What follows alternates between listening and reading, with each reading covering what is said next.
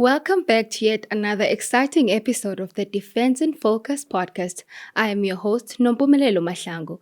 In today's episode, we'll be talking about the military ombudsman and the role they play in South Africa's defense sector. I am not alone. I'm joined by Mr. V.Jonase, Director Investigations of the Military Ombuds. He'll be talking to us about what they do and the role they play in the constitutional democracy. Mr. Jonase, welcome to the podcast. Thank you very much, Nompumelelo. I'm quite delighted and honored to be here. We're glad you are. Now, sir, let's take it back a bit. We want to know, who is Mr. V.Jonase? Where did you grow up? And how did you land at the SANDF? Thank you very much. My name is, as you indicated, is V.Jonase. I'm Director Investigations in the Office of the Military Ombud. I was a military judge previously in the Defence Force, working within the DLSD, a senior military judge. Then I joined the Military Ombud in 2013 when the office was recently opened. Interesting. And what inspired the move from SANDF to the military ombuds? Look, this was quite an interesting phenomenon or episode, if I may put it that way, because it was a new office that was opened, and it was quite interesting that it's actually dealing with complaints of the soldiers. So I was quite interested to join. Okay, so prior to joining the military ombuds, for how long had you been serving in the SANDF? I started in the SANDF around 1994, 95, and then grew up through the ranks up until I joined the DLSD, because I was serving as an infantryman, and then thereafter I joined the legal services because I had a legal qualification, and thereafter then I grew up through the ranks within the DLSD up until I became a senior military judge. Interesting. Did you get your legal qualification while you were still in the SANDF? Indeed, I think I concluded my master's while I was in Bloemfontein. Interesting. Now, sir, tell us a bit about what the military ombudsman is.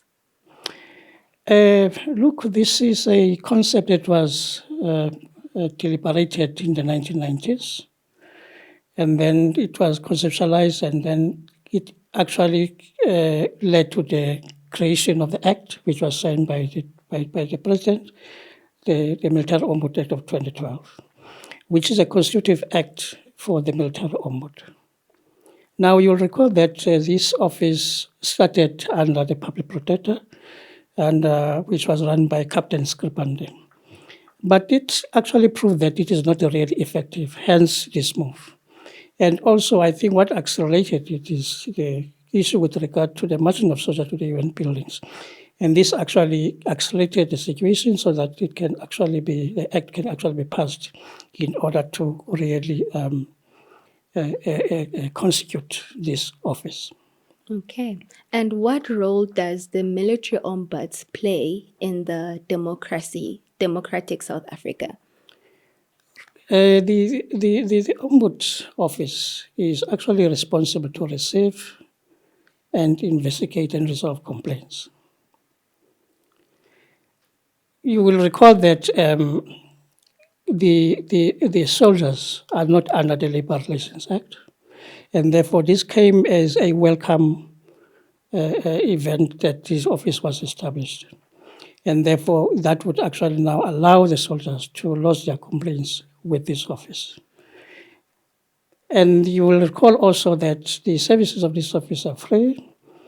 And it's important in a democracy, as you have indicated, because remember that there should be checks and balances in any institution, especially with the Defence Force. That is a huge institution, a very strong institution.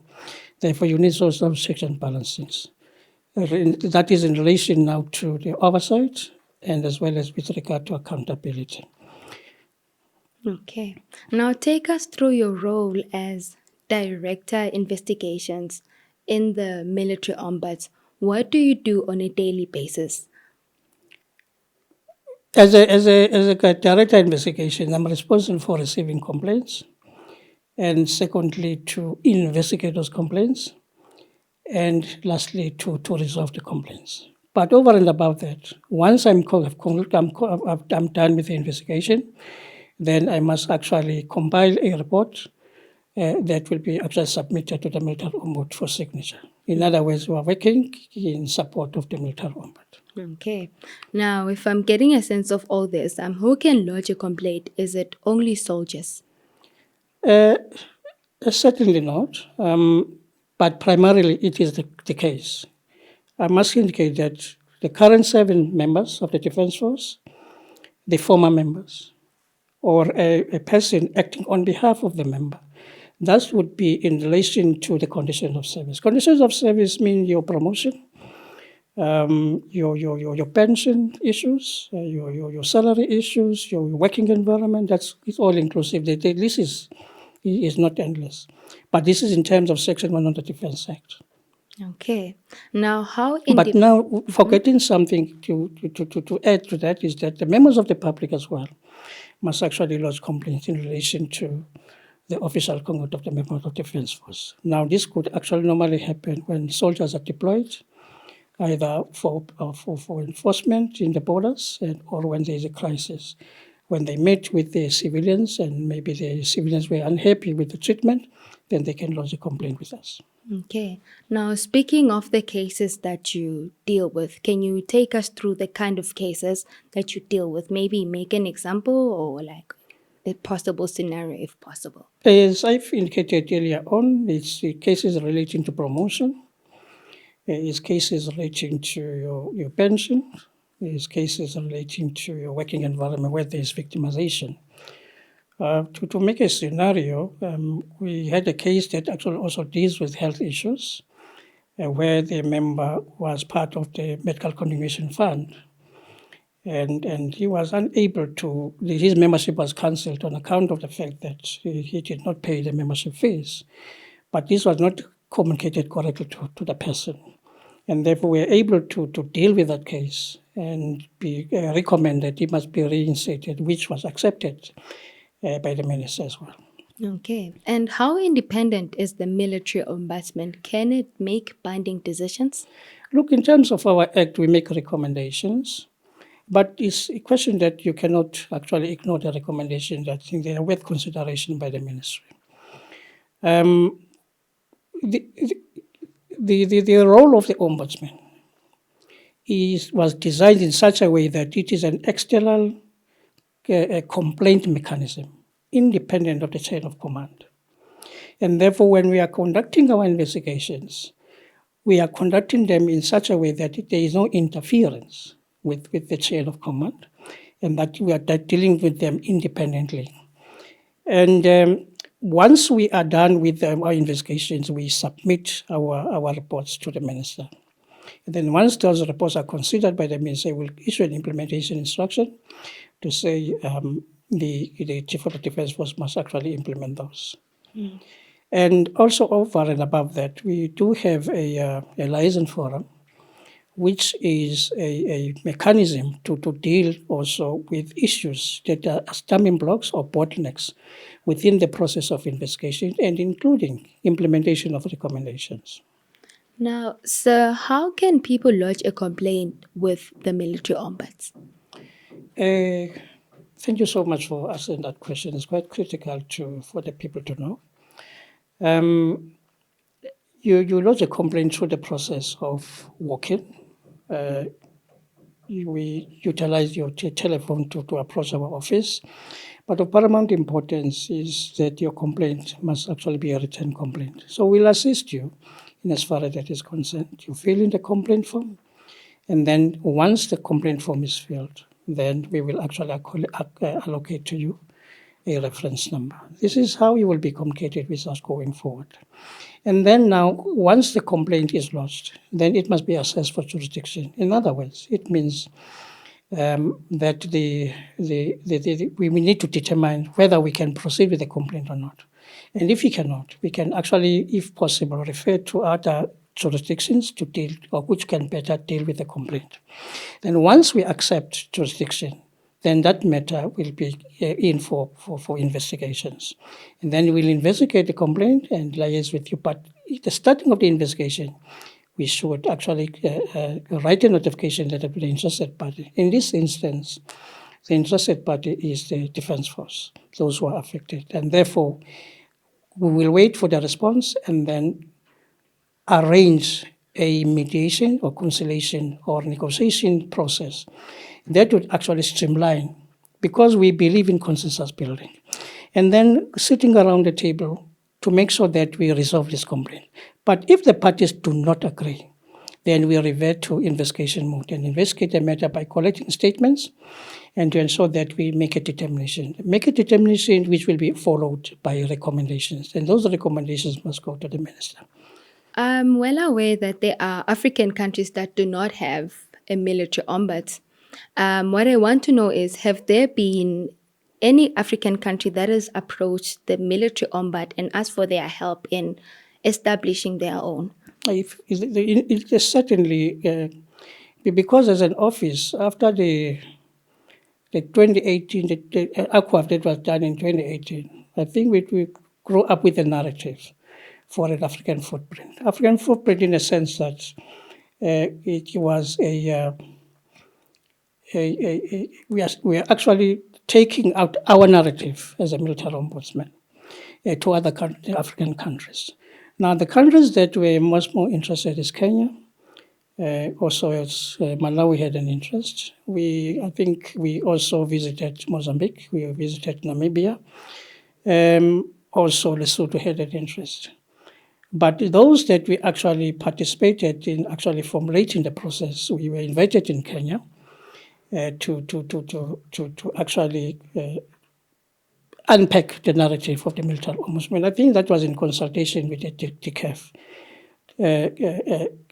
Then, secondly, it was Malawi. They came up to our offices and were able to tell them our mandate and our operations in the military ombudsman. So those are pertinent to the country that had a very serious interest in formulating an office like ours in their respective jurisdictions. Okay.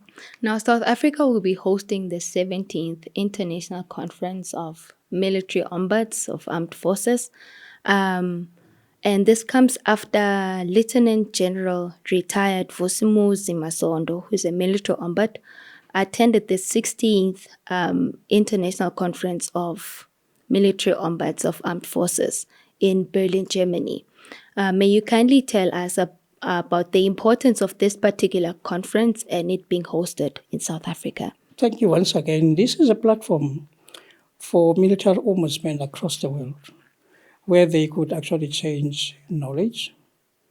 In other words, they share knowledge, challenges, and solutions in as far as how do they deal with issues in their respective jurisdictions.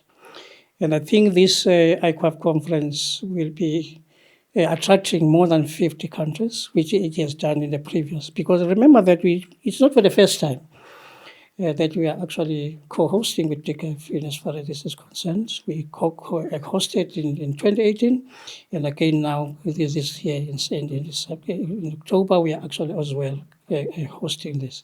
Now, what is of paramount importance is sharing of knowledge, challenges, and also solutions that will come with a topical issue that will be discussed on that particular day. Okay. Now, can you say a lot of people are aware about the military ombuds? Certainly not. I cannot say 100% because there are still areas within our population that they do not actually are aware of our offices. Given the survey that we actually did, which is a pinpointer as to what we need to do in the future. Yes, we have made tremendous strides to create awareness about the office. And through our borders, especially where our soldiers are deployed, in terms of the military bases across the country, and of paramount importance, the members of the population, that is the members of the public, to be aware of the office and also be aware as to what is it that they need to do. Remember that also that our office is actually located in Centurion. So I think it is important that we must actually note that so that our people must be aware. Contacting us could be by your telephone, you can actually email us and you can do a walk-in. That is very important so that we can be able to access our office. And if you were to leave South African citizens with one thought about what the military ombud is, what would you say? Look, we will continue to support and play a complementary role and oversight role to the Defence Force. Remember that the Defence Force is a very strong, resilient, and an accountable organization to its citizens and to the democracy at large. So it's important that we have those checks and balances to ensure that the democracy thrives and also the accountability is actually a cornerstone that must actually be adhered to in terms of our constitution. Interesting. Thank you so much, sir, for coming on to the podcast and sharing with us about what the military ombud is. I'm sure a lot of people have had a thing or two to learn about the important role that you play in South Africa. There you have it, South Africa. We had in studio with us Mr. V.Jonase, Director, Investigations of the Military Ombuds, and he shared with us the important role played by the military ombuds in South Africa. We are looking forward to the International Conference of Military Ombuds of Armed Forces that will be taking place this year in South Africa. Until next time, stay tuned and share this episode with anyone who is interested in defense matters.